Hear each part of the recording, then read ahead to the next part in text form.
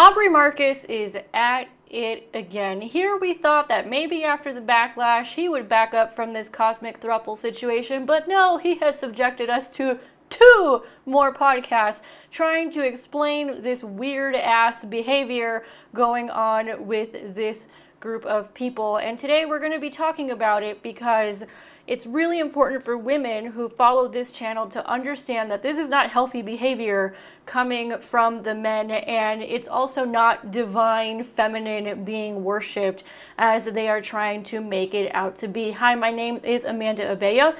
Welcome to this channel where we talk about how to manifest what you desire in life without all the extra stress, chaos, and drama that most people are accustomed to. So if that's something that you're interested in, make sure to subscribe and hit the notification bell so you don't miss a single video that we have coming out on this channel. We've been talking a lot about relationship dynamics the last couple of months, and that's why so many of you have asked me to talk about this because boy, are we getting a lesson in wonky relationship dynamics in this situation. Now, I mentioned in the beginning that they're trying to, or Aubrey is trying to say, oh, he worships the divine feminine in his wife and whatever with this whole horrible situation that he is putting her through, and how it's not true. So if you want to learn about what empowered feminine is, I've done other videos on it, but I also have a free guide that you can download below about how to enhance your feminine energy so that you start attracting healthy men. I've also done a lot more videos on how to spot healthy men and how to spot unhealthy men, but that free guide is a very good place to start. So let's get into it. So first of all, I want to say this, right? If somebody needs to explain themselves this much in terms of the choices that they are making in life, it's because something is very off. So at this point, we are up to 3 podcast episodes. I think it's like 4 or 5 hours of content of Aubrey Marcus trying to explain to us how us peons just don't understand what he's doing in this cosmic love situation with some sort of mission. And I'll get to that momentarily. But the reality is that if somebody needs to explain themselves that much, something's off, and that's already a red flag, and it already turns a lot of people off.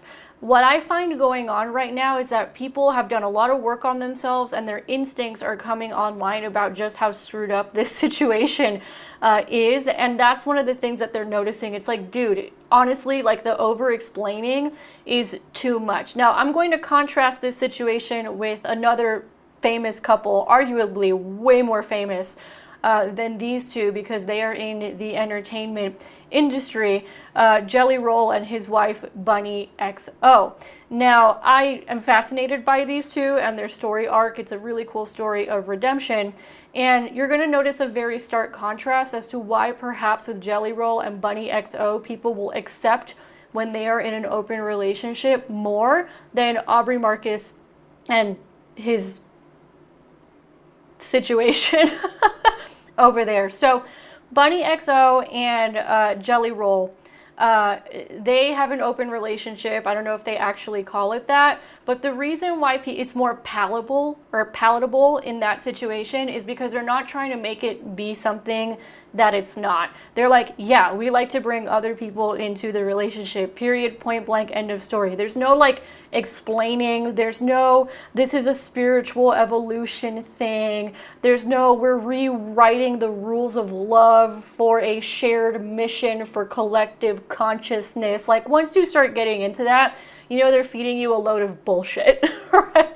At the end of the day. Or I've mentioned in my other video what I did about Aubrey Marcus is how I had a client when I did a lot more business coaching many years ago who was in the world of polyamory and all that, and it was very simple and it was very basic and it did not involve a ton of explanation. People want to bang other people. That's all it is. At the end of the day, it's not that complicated. And once you start getting into this realm of starting to change definitions, like doing radical monogamy or doing the mental gymnastics that have been subjected to us over these now 3 podcast episodes trying to explain how we just don't get it and how unintelligent we must be and how unevolved we must be, that is a surefire sign that there is some sort of deception going on, because it's really not that deep. So that's the first thing I wanted to say, is if it takes that much explaining, it's because something is off. If you want to have choices and open your marriage and be polyamorous and all that stuff, fine. But don't come around here trying to make it be something that it's not. And one of the things that I appreciate about Bunny XO in particular, which is Jelly Roll's wife, is she used to be a sex worker, right?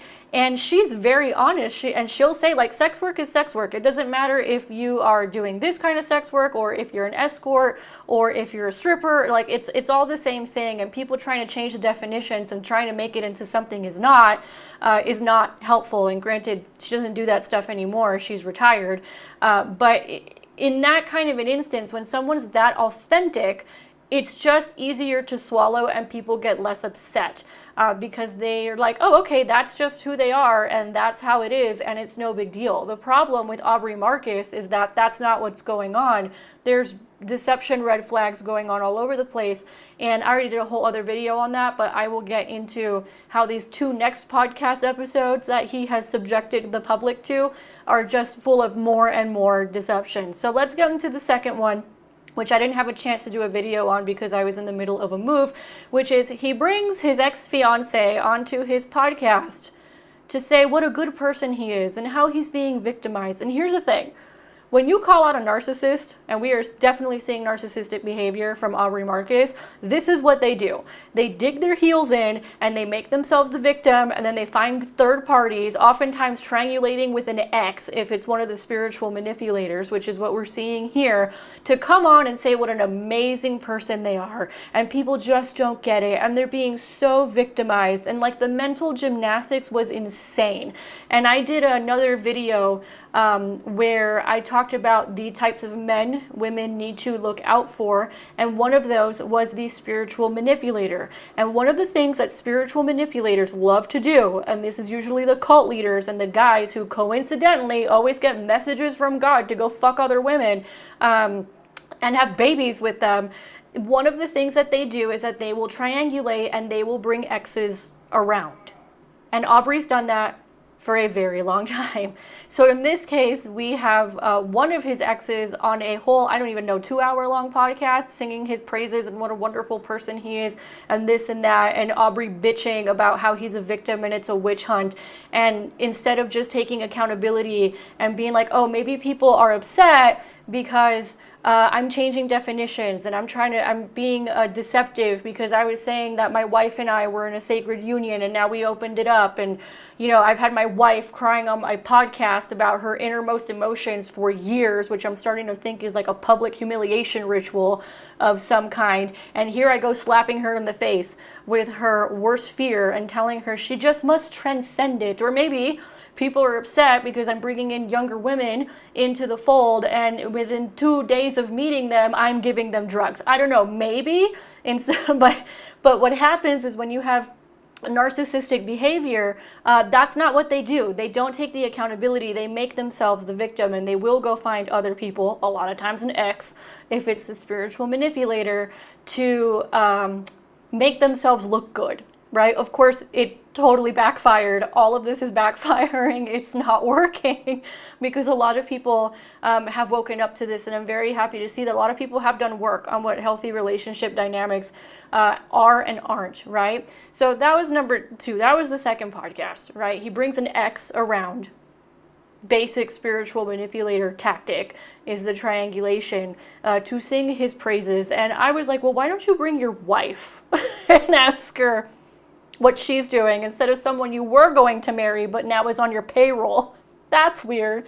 And then the next one is now he brings his wife's boyfriend, okay? Because remember, now Aubrey Marcus is in a situation where he has to make it look like his wife is free to do whatever he wants, when in reality it's a total deflection tactic so he can go have babies with someone who looks just like her and is younger than her. That's really what's going on here, but we're being deflected. And of course, once again, I'm reading the comments here, it's totally not working. And again, right, going back to my first point, right, there's plenty of couples out here that are very famous who do the polyamory thing, who open their relationships, but they don't pretend that it's something that it's not. And I think what's upsetting people so much about this situation is the amount of deception and manipulation going on, not just toward his wife and these other people that involve, but also toward the general public when you've made a whole business off of being a spiritual guru and stuff like that. I think that's what's upsetting people more than anything. If they just came out and said, hey, we're poly and it is what it is, and there wasn't so much explaining, and it wasn't about uplifting consciousness and some sort of new radical monogamy and new way of doing relationships in the 21st century with a shared mission and goal, which I'm starting to think is just whatever Aubrey Marcus's dick wants is probably the shared mission and goal here.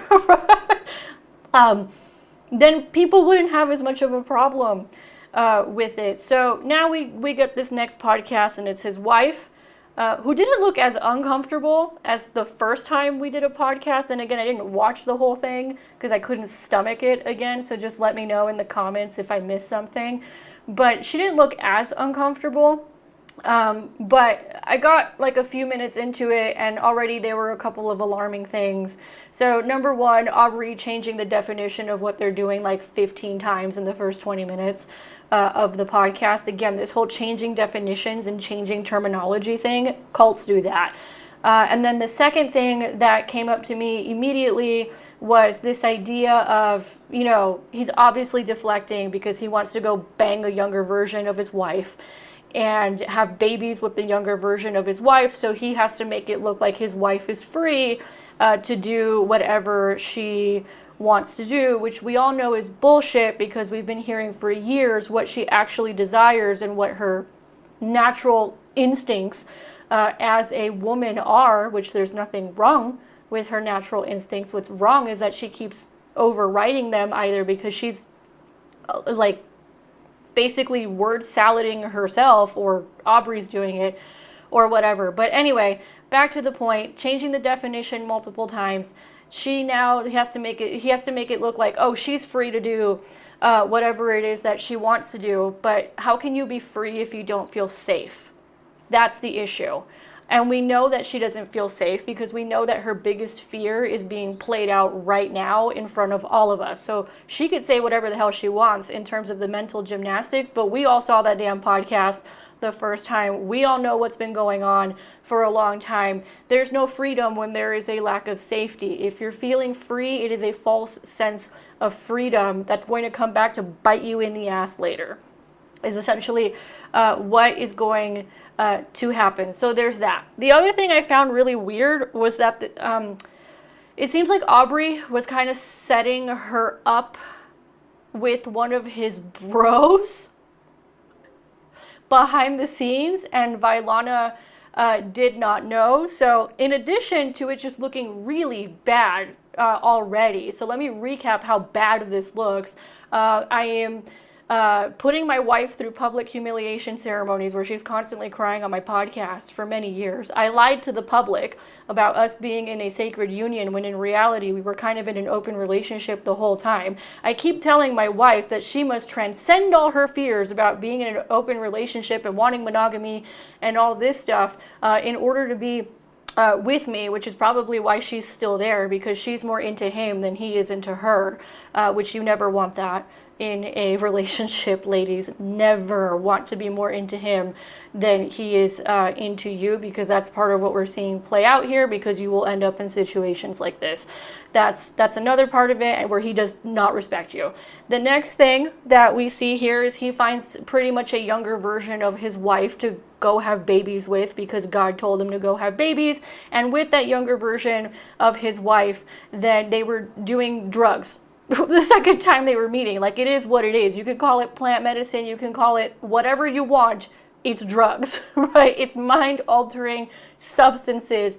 And I've said it before, like here in Mexico, we have a lot of friends who administer these things. We have shamans that we've worked with, and they've been very clear with us. This is not stuff that you mess with, and Aubrey loves to mess with it and do way too much of it and get people he just met into plant medicine ceremonies for God knows what reason, but it's bizarre. So it's already looking horrible. Right? Now let's add in this other piece of it. Oh, let me add in the part that he's making his wife look like a groomer when he's doing that. So that's another part of it. Now we have another podcast with an ex-fiance, which already looks horrible because why are you bringing exes into this? Oh, because you're a spiritual manipulator. You're literally one of the worst kinds of dudes that a woman can get involved with. And now, right, it looks like he's passing off his wife to his friends. Like, when you remove all the spiritual jargon and all the bullshit out of this, that's what's going on. And it's extremely alarming.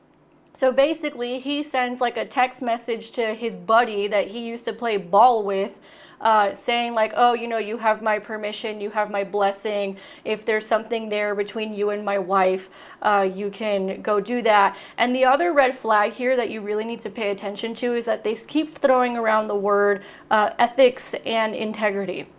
Now, in my experience, people who throw the words ethics and integrity around the most are the ones who are not in it in some way, shape, or form. For example, I've had many mentors, I won't say their names, who have been fantastic. They're fantastic people and big hearts, and then they end up in high control groups or cults, and they are utterly obsessed with ethics and integrity. It's two of the words that cults will use to control the behavior of the members of the cult, right? Because in that way, they can make it seem like everything is your fault, basically, which is probably what he's doing to his wife. Behind the scenes. So anytime a group is that obsessed, and not even a group, I've met people who are obsessed with ethics and integrity, and then I come to find out later that the reason they're so obsessed with it is because they're out of it in some way, shape, or form in their life. So that's always a red flag as well. We know that cults like Scientology love to throw those words, ethics and integrity, around like it's nobody's business to control the behavior of their members and mind fuck them. And that's pretty much what's going on here as well. Consciously or unconsciously, I have no idea. No way for us to know that, but that's what's happening. And then the other red flag, and this is about as far as I got into it, I'm sure it's probably as far as y'all got into it as well, is when he said something about, hey, if you're going to come into this constellation, which is again making up these fucking words again, this constellation, it's because it still has like the integrity of the main relationship with a shared mission. And I'm like, what exactly is this shared mission other than Aubrey Marcus doing whatever the fuck he wants with his dick? And I'm sorry to be so crude, but like, that's what's going on here, right? Like, what exactly is this shared mission other than everything revolves around Aubrey?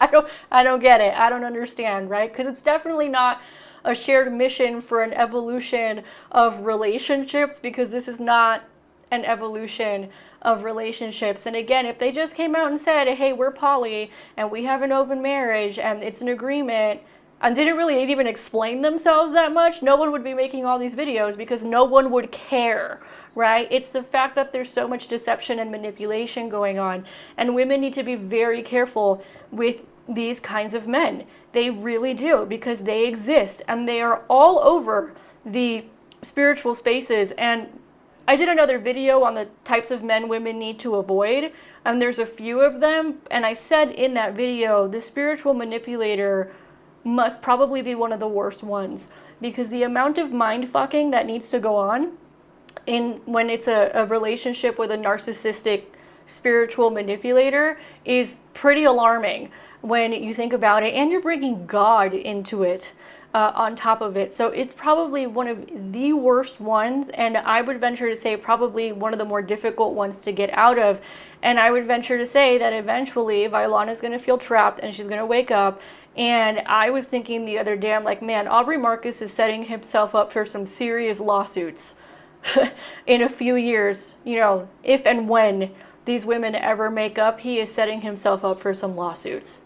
Seriously, he really is. And the fact that he just keeps putting this stuff out publicly and making himself look worse and worse and worse, again, when you take the spiritual jargon out of it, should tell us everything that we need to know about Aubrey Marcus and what he values and where his real morals and ethics and integrity stand, because the world revolves around Aubrey. That's it. That's totally it. So that's basically all I have to say about this. Oh, one final thing. I forgot to mention this. When he did the first podcast, he's like, oh, I'm doing this because I'm honoring the divine feminine. And that's his whole thing, is honoring the divine feminine. Total bullshit, because the divine feminine in women, for the most part, we want safety and security. It's in our instincts. Not every woman, obviously. Like, some women are very hypersexual and they're open about it. And again, they're not pretending that it's something that it's not. You know, they're just like, I like to bang, and I like to bang different people. So that's up to you. And honestly, most women that I know who've ended up in sex work, just from what's been made public to us, and also people I've known personally, there was severe trauma in childhood. I've never met anyone who doesn't. Right? I could be wrong. I'm just saying that's been my experience. And many of them, right, the ones who have done actual work, will tell you that. They will tell you, yeah, a lot of it was just my trauma running the show, but I've cleaned that up now, and, you know, I'm still very sexual. But again, it's not this like evolved consciousness, changing words, manipulative type of thing, right? Which ironically makes them more in integrity than Aubrey Marcus is being right now when he's trying to shove all these podcasts down our throat. But basically, right, for the most part, honoring the divine feminine with your wife in this case would have been honoring marriage vows. Let's start there. But also would have been, hey, I know that she has this history where she's been cheated on and she's never been chosen. She has said it very publicly over and over and over again that she desires monogamy, and never giving it to her.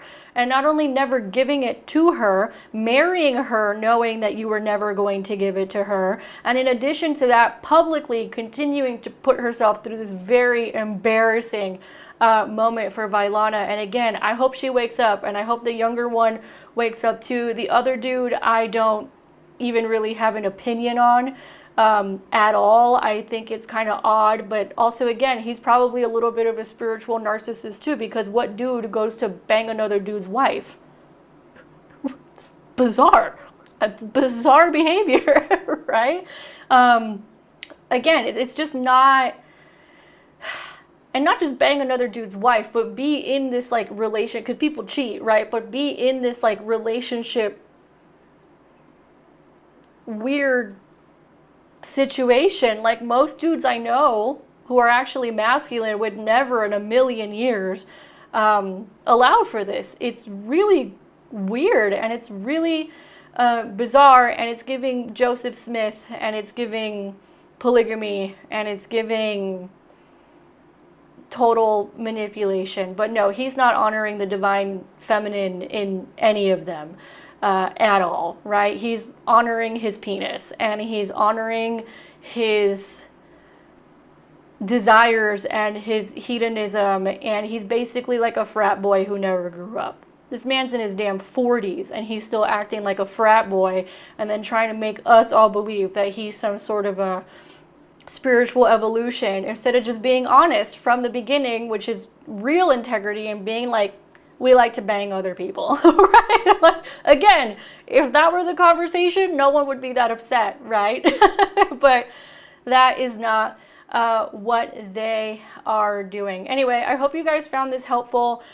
Just to kind of add to this conversation, not just the Aubrey Marcus, but also the other video I did on the types of dudes to watch out for, because he's definitely one of the types of dudes women need to watch out for, and not getting into this type of situation. I'm actually reading this comment right now because I was looking at them, and there's two that I want to bring out that I'm like spot on. So the first one was, my husband heard me listening to this episode and lost his shit, coming from a man that used to fantasize about one day having a girlfriend as well as in our relationships. He said, sounds fun as a fantasy, but in reality, it's disrespectful to even entertain this idea in the real world. That's why monogamy exists. Marriage is a sacred path.